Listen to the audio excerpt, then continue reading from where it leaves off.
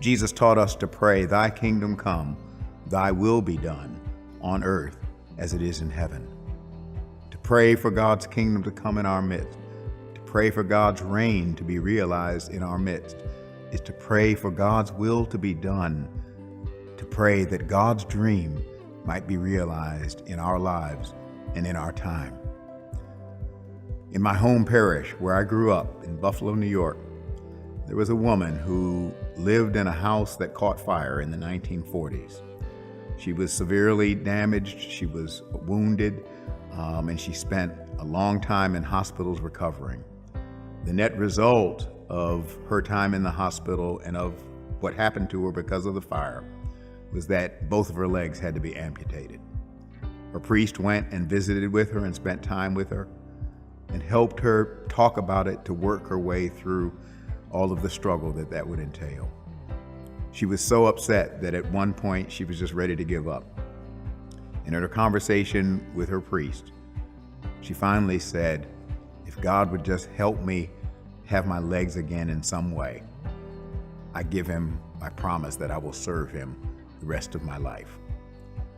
Well, through the medical technologies that were available at that time, she was able to get 2 prosthetic devices, 2 prosthetic legs that helped her walk.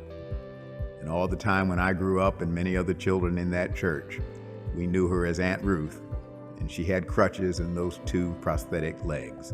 And she used to make coffee every Sunday between the services. She also used to make robes and vestments for the little ones who would serve on the altar, for whom the vestment companies didn't make vestments. I was one of those kids.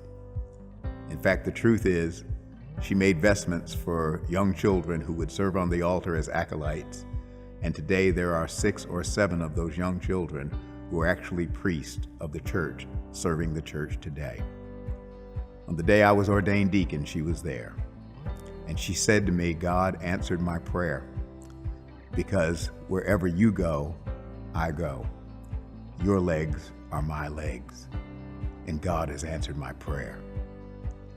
Thy kingdom come, thy will be done on earth as it is in heaven."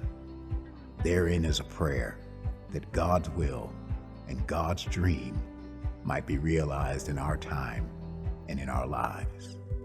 And I saw it happen with Aunt Ruth. God love you.